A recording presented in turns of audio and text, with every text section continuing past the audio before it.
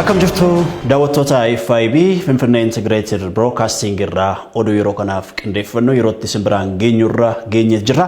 Oduu waliin isan Daniel Tasfaayiti hanga xumuraatti wajjin turtii gaarii. Boordiin filannoo biyyaalessaa filannoo marsaa ja'affaa geggeeffamu ilaalchisee paartilee siyaasaa fi dorgomtoota dhuunfaa waliin wixlee qajeelfama ramaddii miidiyaalee irratti marii taasisee jira. Maricha dorgomtoonni filannoowwan kana dura geggeeffamaniin miidiyaaleedhaan duulana filadhaa wayita taasisan rakkoo isaa mudate kaasuun filannoo marsaa ja'affaa irratti hojimaanni haqa qabeessaa fi madaalawaa ta'e akka diriiru kaasaniiru. Boordiin filannichaa qajeelfama baasuu fi ulaagaalee ramaddii murtaa'u sooftiweeriin deeggaramuun kan qoodu ta'uu ibsameera. Waltajjii har'aan abbaan taayitaa broadcasting sirna hojimaatichaa irratti ibsa kennee jira. Oduudhuma kanaan walqabateen naannoo Tigraayitti filmaanni biyyaalessaa marroo ja'affaa akka geggeeffamu haalli mijataan ni uumamaa jedhan hojii geggeessaa olaanaa naannichaa ta'uun kan muudaman Dr. Muluu Naggaa. Kana malees qondaaltota naannoo fi godina haaraa akka muudu bulchiinsi yeroo kun beeksisee jira. Sooniyaa Muhammad. Bulchiinsa yeroo naannoo Tigraayitti hundaa'eef itti gaafatamummaa itti kenname tokko naannichatti filmaata biyyaalessaa marroo ja'affaa gaggeessuuf mijeessuu ta'uu ibsame. Hojii gaggeessaa olaanaa naannichaa ta'uun kan muudaman Dr. Muluu Naggaa ibsaa kennaniin naannoo Tigraayitti filmaatni biyyaalessaa marroo ja'affaa akka gaggeeffamu haalli mijataan ni uumama jedhan. Itti gaafatamaa bulchiinsa yeroo keessaa tokko qajeeltoo boordii filannootti naannichatti filannoon biyyaalessaa akka taasifamu haala mijeessuudha. Uummannis bilisummaan gaggeessitoota isaa filata jedhan. Kana malees bulchiinsi yeroo kun bulchiinsa naannichaa irra deebiin akka caasessu dubbatan. TPLF filmaata seeraan alaati kan geggeesse. Kunis mana maree federeeshiniin beekamtii hin kennamneef kanaafis manni maree naannichaa beekamtii hin qabu. Gaggeessitoonni sadarkaa naannoo jiranis beekamtii hin qaban jedhan Dr. Muluu Naggaa. Kanaanis sadarkaa naannoo fi godinaatti gaggeessitoonni haaraan akka muudaman beeksisan. Caasaalee aanaa fi gandaa tajaajila kennan akkuma jiranitti itti fufu jechuunis dubbatan. Bulchiinsi yeroo kun eeyyama karooraa fi baajataa kennu seeraa fi dambii kabachiisuu akkasumas mirga jiraattota naannichaa kabachiisuu fi itti gaafatamni akka itti kenname ibsamee jira. Bulchiinsichi itti gaafatamtoonni kunneen akkamiin akka hojiirra oolan wixinee baasaa jira. Caasaan bulchiinsaa naannichaa yoo jijjiiramu qajeelfama hordofuu qabu wixinee keessa ibsama jechuun ibsan. Naannichatti qondaaltonni olaanoo yoo filamanii fi adeemsa kaan irratti uummata akka mari'achiisan ibsan. Dura aantummaa naannichaatti nagaa fi tasgabbii mirkaneessuun dursa akka kennamuuf ibsan. Dirqamni biraa haqa mirkaneessuudha. Uummanni Tigraay haqaa fi bulchiinsa gaarii dhabuun rakkatee jira. Bulchiinsi yeroo kun akka jijjiiramu haala mijataa ni uuma jedhan. Gamaa kaaniin kanneen wal dhibdeen qe'ee fi qabeenya isaaniirraa buqqaan deebisuuf dhaabbilee federaalaa fi gargaarsa kennan waliin akka hojjetaa jiran ibsanii jiru. Barumsaa dabalatee tajaajiloonni hawaasummaa biroo haala sirrii ta'een akka kennamu akka taasisanii fi naannichatti dirree siyaasaa akka bal'isan ibsan. Dirree siyaasaa dhiphatee fi diimokiraasii dhabuun rakkoo naannicha turan dirree siyaasaa bal'isuun paartilee siyaasaa naannicha keessa jiran hundaa akka hirmaatan taasisna jechuun ibsan. Naannoo Tigraayitti qofa osoo hin taane biyya ollaa Eertiraa waliin nagaa buusuuf akka fedhanis ibsan. Itti gaafatamni hojii gaggeessaa ijoo biroo dhimma hidhamtoota siyaasaa qoratu hundeessuu akka gadhiifaman gochuudha jedhan. Mootummaan federaalaa raayyaa naannicha jiru irratti haleellaan raawwatamuu erga ibsamee hordofee murtee seera kabachiisuu jedheen humnoota naannicha irratti tarkaanfii waraanaa erga fudhatuu eegalee booda naannoo Tigraayitti labsii yeroo muddamaa labsamee jira. Dabalataan manni maree federeeshinii biyyattii bulchiinsa naannoo Tigraay amma jiru seera ala jechuun erga diigee booda bulchiinsi yeroo haaraa akka hundaa'u murteessuun isaan yaadatama. Bulchiinsi yeroo dhimma naannoo Tigraay ilaalchisuun mootummaa federaalaa waliin kan dalagu yoo ta'u yeroo ammaa bakkeewwan raayyaan to'atamanitti caasaa isaa ijaaruuf carraaqaa akka jiru ibsee jira. Kan gabaasee BBCdha. Milkaa'ina hojii wal'aansa fayyaa keessatti ga'een qaamolee deeggartoota olaanaa akka ture hoogganaan biiroo eegumsa fayyaa Oromiyaa Dr. Mangistuu Baqqalaan dubbatani. Biirichi dhaabbilee deeggartoota waliin fooramii addaa geggeessee jira. Namoomsaa Dimaasuu Tordofe. deeggartoota wal'aansa fayyaa keessattuu dhaabbilee miti mootummaa maallaqa hedduu fi dhiyeessii mi'ootaan tumsan waliin hidhata fooyya'aa uumuuf biiroon eegumsa fayyaa Oromiyaa fooramii qopheessuun mariisisaa jira. Hojiin deeggarsaa kun guutummaa godinaalee Oromiyaatti waliin ga'iinsa sirrii uumuuf tola kan jedhan hoogganaan biiroo eegumsa fayyaa Oromiyaa Dr. Mangistuu Baqqalaan tajaajilli fayyaa tola jennee kenninu deeggartoota kanneeniin baasiin isaa waan kafalamuufi jedhaniiru. Dhiyeessiiwwan daa'immanii fi haadholeedhaaf barbaachisan baay'een isaanii tolaan dhiyaachaa jiru. Tolaan jechuun yeroo ammaa gara gadiitti solaaltan buufata fayyaa irrattis hospitaala irrattis tajaajilli kun tolaan kennamaa jira. Tolaan hoggaa jennu tajaajilli tolaan kennamu hin jiru. Qaamni biraa faayinaansi gochaa jira yookaan deeggaraa jira jechaadha. Kana keessatti isaan gahee guddaa taphachaa jiru. Fakkeenyumaaf siree haadholeen irratti dahan baay'een isaa hanqina guddaa qaba naannoo keenya keessatti. Tajaajila da'umsaa fooyyessuu keessatti gahee guddaa kan taphatu isa amma dhaabbanni UNFPA jedhamu hin jira, UNICEF kan jedhaman hin jiru. Kana isaantu bitee galcha. Mootummaan kan biturra isaantu bitee galcha. Firiijii talaalliidhaaf barbaachisu akkuma yeroo adda addaa gabaasaa turree jirra. Dhaabbata miti mootummaati baay'een isaanii kan bitan. Amma firiijii san nan bita odoo jettee gabaadhumarree maallaqa qabaattee baatee bituun hin danda'amu jechaadha. Isaan maali garaagarummaan keenya fi garaagarummaan isaanii isaan karansii biyya addaa yookaan sharafa biyya adda addaa qabu jechaadha. Nuyi amma birrii Itoophiyaa odoo qabaannee sharafa kana argachuun hin danda'amu waan ta'eef bituun hin danda'amu. Gaheen isaanii guddaa ta'uu isaa namatti agarsiisa.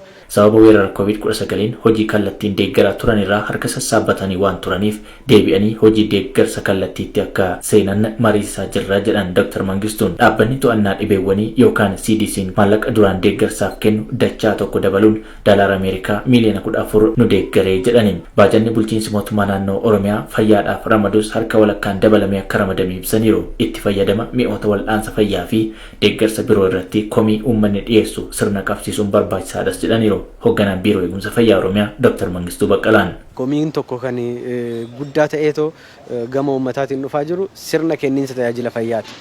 Achi keessatti dhiyeessiidha wanni guddaan jechaadha. Dhiyeessii kana sirnaan hoogganuun barbaachisaadha. Baay'ee dhiyeessii bitanii dhiyeessuu qofa odoo hin ta'in sirni itti fayyadama isaa maal fakkaata? Qisaasamni hin jiru toora san irratti qorichi amma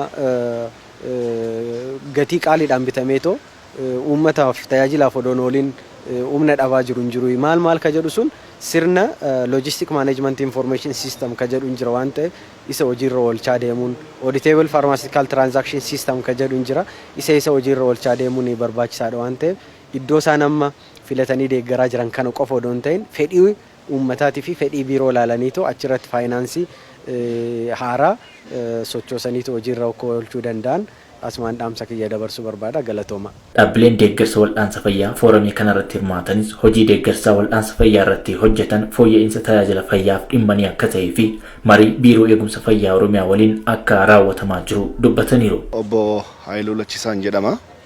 Dhaabbata Maaristoops Intarnaashinaal Itoophiyaatti hojii gaggeessaa naannoo Oromiyaati. Sababa konkolaataatiin yookiin immoo sababa namni leenjii jiraachuu dhabamuudhaan yookiin immoo sababa adda addaatiin haadholiin buufata fayyaa dhufanii yoo isaan argachuu dadhaban keellaa yookiin buufata keellaa dura dhaqanii tuuti dhaqee achitti sagantaa kennee deebi'u jira. Tuuti kun keessattuu karoora maatii kan gabaabaarraa jalqabee hanga dheeraatti yookiin immoo kan dhaabbataatti ni kenna. Isa haala akkasiitiin kan deeggaru jira. Raffisaa Baqqalaan jedhama. Dhaabbata ICAP kan mootummaati. HIV irratti hojjenna. ICAP fi Oromiyaan wal faana hojjenna. Tokkoffaa every torbaan lamaan wal faana virtual meeting qabna. Ji'aan immoo review meeting wal faana gaggeessina. Tokkoffaa karoorri keessa harmonaayiz ta'eera wal faana waan hojjetamuuf. Iddoo rakkoo jiruuf iddoo rakkoo hin jirre addaan baasuu irratti foorumiin akkanaa kun waan guddaa qaba. Inni guddaan maa inni leaders turnover warra gara keessumaa sadarkaa gara health facility gara goodaa jiran yeroo baay'ee iddootti ka'u. Inni har'a leenjii fudhate boora achitti argitu. Inni har'a qajeelfamni fudhatee achitti argamanii. Kanaafi odeeffannoo adda addaatiin gaaffiin uumama. Fooramiin deeggartoota wal'aansa fayyaa kun guyyoota lamaaf kan qophaa'edha. Magaalaa Baahirdaar irratti haleellaan rokkeettii BIRAA raawwate. Ajajaan olaanaa humna qilleensaa Itoophiyaa Meejor Jeneraal Yilmaa Mardaasaa haleellaa kanaan miidhaan qaqqabe hin jiru. Rokkeettichi bosona keessatti kufee jedhanii jiru. Zalaalem boruutu isinitti hima. Kamisa kaleessaa kan jimaatatti bari'uuf jedhu magaalaa Baahirdaaritti haleellaan rokkeettii biraa raawwachuu jiraattonnii fi bulchiinsi naannichaa ibsaniiru.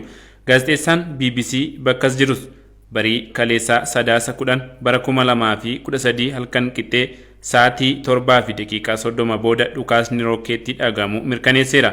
Ajajaan olaanaa humna qilleensa Itoophiyaa Meejar Jeneraal Yilmaa Mardaasaa waa'ee haleellaa rokkeettii raawwatee raadiyoo Shaggariif akka dubbatanitti taanaan miidhaan dhaqqabe hin jiru. Dabalataanis du'a xumuraa waan ta'eef gara uummataa dhukaasan garuu miidhaan dhaqqabe hin jiru jedhan. Bosona keessatti kufe naannoo sana namni hin turre jedhan Meejar Jeneraal Yilmaan. Haleellaa raawwatee jedhaniifis yeroo gabaabaa keessatti tarkaanfii deebiin kenna jechuun dubbachuun isaanii gabaafameera. Miidiyaan naannichaa halkan sa'aatii 7:40 irratti haleellaan rokkeettii Baahirdaaritti raawwachuu mirkaneessuun kan raawwates dhaaba naannoo Tigraay bulchu TPLF ta'uu ibse. Himannaa kanaaf gama TPLFiin deebiin kenname hin jiru. Akka miidichi gabaasetti haleellaa raawwateen miidhaan dhaqqabe hin jiru. Haala wal fakkaataan torban tokko duras gaafa sadaasa 3 bara 2013 buufata xiyyaaraa magaalaa Gondarii fi Baahirdaar jiranitti haleellaan rokkeettii raawwachuun ni yaadatama. Dabalataanis haleellaan wal fakkaataa biyya ollaa Itoophiyaa Eertiraatti raawwatu kan ibse yoo ta'u waa'ee haleellaa raawwates ta'ee miidhaa dhaqqabe gama mootummaa Eertiraan ibsi kenname hin turre. Qondaalli olaanaa TPLF obbo Getaachoo Raddaan magaalota kanneen irratti haleellaa rokkeettii kan raawwate TPLF ta'uu televiizyinii Tigraay dhiyaachuun mirkaneessanii turani. Labsii yeroo muddamaa naannoo Tigraay irratti kaa'ame ilaalchisuun gidduugalli waajjira ministeera muummeetti odeeffannoo kennu kan yeroo beeksisetti haleellaa rokkeettiin naannawaa buufata xiyyaara miidhaa hamma tokko gaheera. Mootummaan federaalaa fi dhaaba naannoo Tigraay bulchu TPLF gidduu wal dhibdee fi himannaan yeroo dheeraaf ture xumura waggaa darbee naannichaa ajaja mootummaa federaalaa malee filannoo gaggeessaniin hammaate. Buufata waraana raayyaa ittisa biyyaa naannoo Tigraay jirutti haleellaa raawwate ibsuun muummichi ministeera Itoophiyaa Dr. Abiy Ahmed tarkaanfiin waraanaa akka fudhatamu ajajuu isaanii hordofee humnoota federaalaa fi TPLFiif amanamoo ta'an gidduu erga lolli eegale torban 2 darbeera. Kanaanis dhibbaan kan lakkaa'aman akka du'an kan amanamu yoo ta'u namoonni 30,000 ol kan ta'an immoo gara Sudaanitti baqataniiru. Dhaabbileen gargaarsa namoomaa kennan karaatti deeggarsi taasifamu haalli akka mijatus gaafachaa jiru.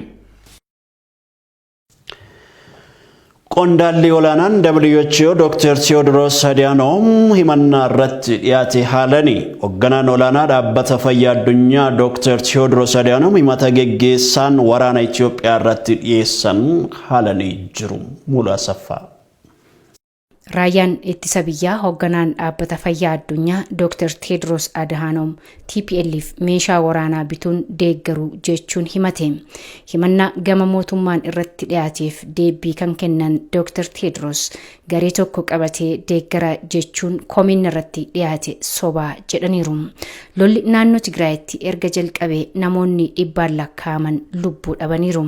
Dr. Theodros Adhanom dhalataa Tigraay yoo ta'an bulchiinsa Itoophiyaa darbee keessatti ministeera fayyaa ta'uun tajaajilaniiru. Erga oduun kun dhagahame garuu Dr. Theodros wanti kun akka isaan hin ilaallanne Tiwiitarii isaanii irratti barreessaniiru. Mootummaa federaalaa fi humnoota TPLF amanamoo ta'an gidduutti lolli erga eegalee bubbulusi. Qondaalli dhaabbata fayyaa addunyaa Dr. Theodros Adhanom turanii boodarra yaada kennaniiru. Qaamoleen hunduu nagaa buusuu akka qabanii fi deeggarsa namummaaf haala mijeessuu akka qaban waamicha dhiyeessaniiru. Tibba weerarri koronaa vaayirasii addunyaa harka qubatetti rakkoon waraanaa mudachuun fayyaa hawaasaaf na yaaddessaa kan jedhan Dr. Theodros lubbuu ba'aa jiruu fi lammiilee baqaaf saaxilaman wayitan dhaga'u baay'een gaddee jedhaniiru. Daa'ima ta'anii haala waraanaa fi amala wal fakkaataa qabu argaa akka turan kan ibsan Dr. Theodros dargaggeessa ta'e ammoo miidhaa dhala namaarra sababa waraanaan gahe kanan ijaan argirraa ka'uun nageenya akkaan akka barbaachisu hanga humna kootii hojjetaan tures jedhu. Qaamoleen lamaanuu waraana qabbaneessuun nageenya buusuu qabu jechuun yaada dhaabbanni biyyoota gamtoomanii dhiyeesse akka deeggaranis ibsaniiru. Garee tokko qabatee deeggara jechuun koomina irratti dhiyaate sobaa jedhan Dr. Tedros gartuun kiyya yoo jiraatte daandii nageenyaati addunyaan martuu fayyaadhaaf nageenya akkasumas ammoo nageenyaaf fayyaa barbaadaa jedhan. Itaamaajoor Shuumiin waliigalaa raayyaa ittisa biyyaa Jeneraal Biraanuu Juulaa ibsa kennaniin Dr. Tedros TPL'n deeggaruudhaaf dhagaan isaan hin galagalchine hin jiru meeshaa waraanaa akka argatanillee isaan gargaareera jedhaniiru. Gama uummata Itiyoophiyaan goree namoota kunneen akka balaaleffatan hin eegnu isaaniin gargaaruudhaaf waa hunda gochaa turan biyyooti ollaa waraanicha akka balaaleffatan duula gaggeessaa turanis jedhaniiru. Akka isaan meeshaa waraanaa argatanis hojjechaa turanii jedhaniiru Itaamaajoor Shuumiin kun. Bara 2017tti hoogganaa dhaabbata fayyaa addunyaa ta'uun erga filatamanii booda Dr. Tedros yeroo weerarri koronaa vaayirasii jalqabe baay'ee beekamanii dhalataa Tigraay akka addunyaatti maqaa guddaa qabanis ta'uu malu. Kun hunduu otoo adeemu mootummaa gamtoomanitti dhaabbanni baqattoota namoonni 30,000 ol ta'an daangaa qaxxaamuruun Sudaan galaa akka jiranis ibseera. Ammallee baqattoonni 10,000 lakkaa'aman biyya ollaa akka galaa jiran mootummoota gamtoomanitti bakka bu'aan eejensii baqattootaa Sudaan BBCtti himeera.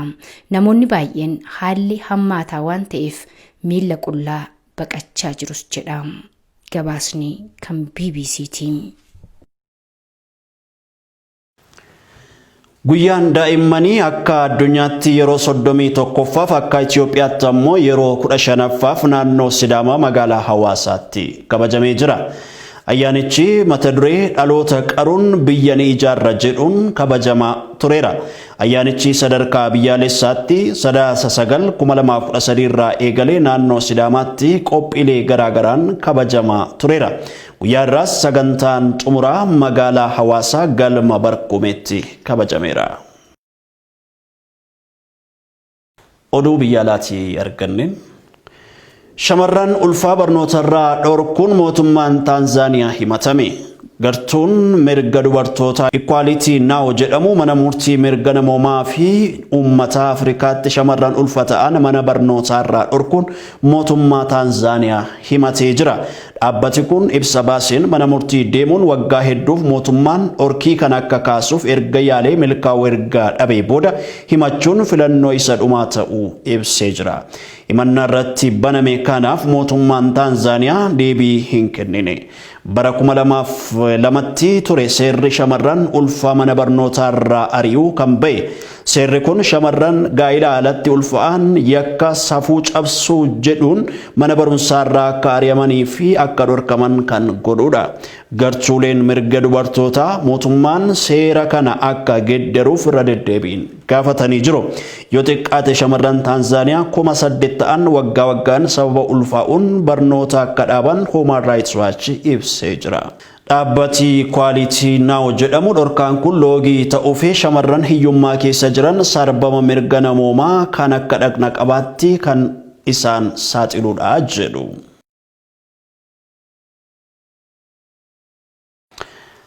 Jaalatamoo daawwattoota FIB oduu keenya yeroo kanaatiif qindeeffannee kana gammaatte daawwattan ture qophiileen FIB hafan itti fufaniiru daawwadha. Daani'el Tasfaayiiti. Yeroo gaarii.